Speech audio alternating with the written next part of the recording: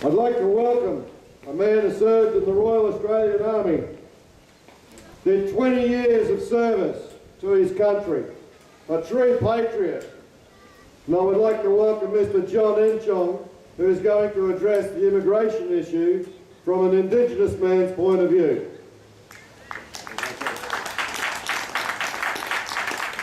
How are you, everybody? As I was introduced, my name's John Enchong. I served with the Australian Army for 20 years and I'm very proud of that.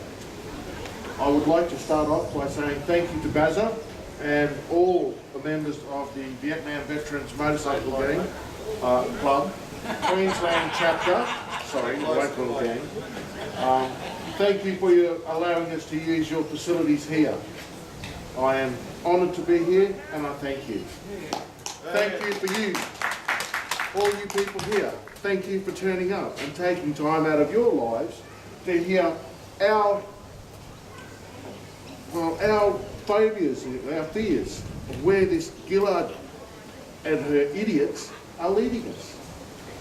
A bit about myself. I grew up in far north Queensland. As I said, I served in the Australian Army, for 20 years. I served in Rwanda. I consider myself Australian. I'm the only black person here, I see. And you're probably thinking, what is a black man standing up here and talking about immigration got to say? Well, that's it. Although I am a black man, I don't consider myself a black Australian. I consider myself an Australian. Amen. Full stop. An Australian. You want to live in our society, then play by society's rules. Yes. There's rules here already. Come here, obey our laws. Well, come here legally, obey our laws, speak the language. Yes. Amen. Or leave. Pretty simple. Does that make me a redneck? Apparently. Apparently. I believe the Australian taxpayers deserve a fair go from the government. I honestly don't believe that we are getting a fair go from our government. Do you feel like you're getting a fair go? No! Because I know I don't. I see my friends who have served with me for over 20 years. I see them have to go to beg to get help. One of them, without mentioning names, needs a total knee reconstruction. He's been knocked back. Every surgeon that they send him to tells him, you need a knee reconstruction. Veterans Affairs have knocked him back. Why have they knocked him back? They said he's too young. They put him on morphine, which would kill his liver, but they won't give him the knee reconstruction because he's too young. They say wait 5 years. Nothing's changed. They're just going to put him on morphine. That's not fair. But you come here on bait, come here illegally, you'll get treated for all manners of injuries, illnesses, and you'll do it at our expense. And we've got no say in the matter. I don't think that's fair. Do you? No. No. I believe that we have the right, as Australians, to question our government without being called a redneck or a racist. I believe I'm going to enforce that right for myself. If you want to come with me, or if I'm going to join you, I don't mind. I'll do either. I believe our legal system is being hijacked by goody two-shoes, snivel libertarians, and I really do mean that. How can they come here illegally? I'm talking about illegal refugees, and I don't care how they get here. By boat, plane, train, I don't care if they swim. If you come here illegally, you should not be able to use our legal system against us. Amen. You should not be able to use our legal system to sue us. Amen. Why are our taxpayers paying dollars going to them to help them sue us? Am I the only one who has a real problem with that? No. I do.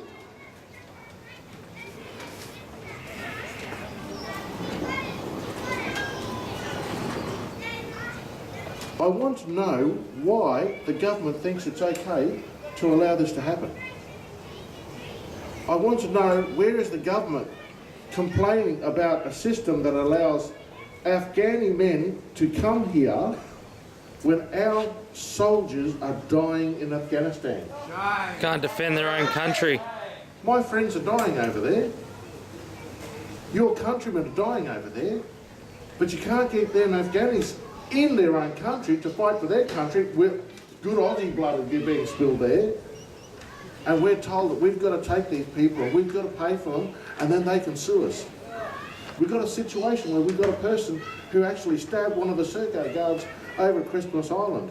He's actually suing the Australian people because he got PTSD for stabbing the guard. That's wrong. He stabbed the guard, but he's going to sue the Australian people because he got PTSD for stabbing him. How does that work?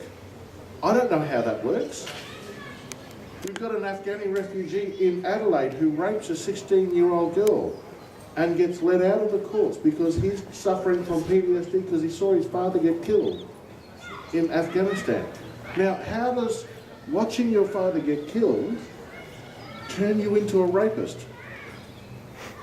At the same time, one of my friends is facing grievous bodily assault charges down in New South Wales because he stuck up for his wife who was being assaulted by Lebanese.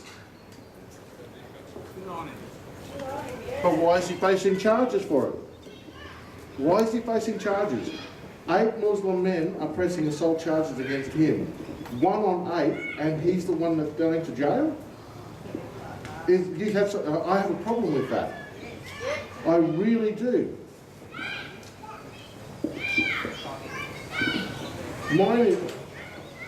My issues are my issues. It's really about the immigration. I believe as a sovereign nation we have the right to say who comes to our country. At the moment we don't. Our sovereign right as a nation to dictate who comes here has been taken away by us civil libertarians. If you want to talk about where Australia's immigration policy is set, do not, I say, look at Canberra. Where you've got to look at is Jakarta, because that's where all the bloody boat people are coming from. That's where all the people smugglers are working out of. You are not a refugee, I'm sorry, if you fly to Indonesia and then come here by boat after paying $50,000. I'm sorry, that doesn't make you a refugee. You can't pick and choose which country you're going to if you're a genuine refugee. These guys are country shopping.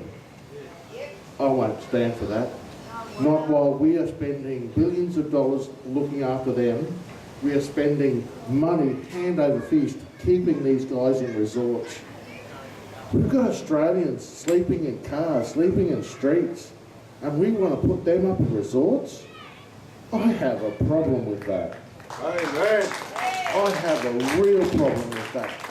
And if that makes me a black bloody racist, well, so bloody be it. And I'll wear it with a bloody badge of honour. You know, come to Australia, by all means, but come here legally.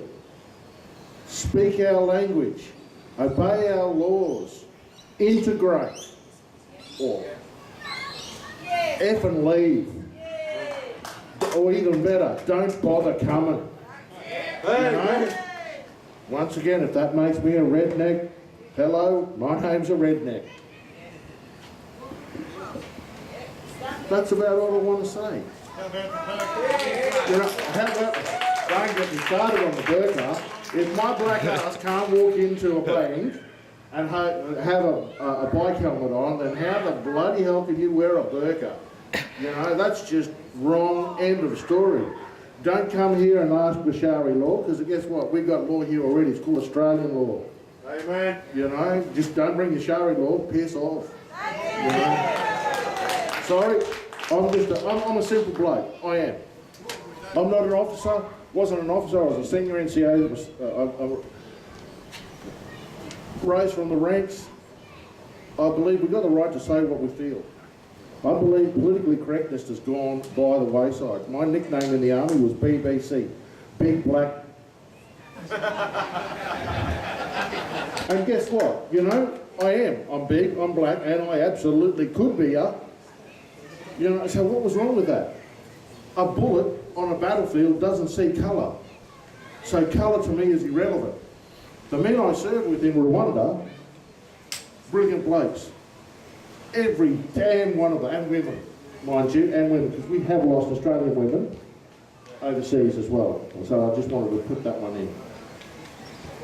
I want Australia for Australians. I want Australian law to protect Australian people. I want Australian law to look after the victims, not the criminals. You come here with a criminal act, you cannot, well, you should not be able to use the bloody law to protect you. And you definitely don't have the bloody right to sue us because of your problems. They don't want us in their countries, that's fine. Don't come here and tell us how to live in our country. That's all I've got to say. Thanks, guys.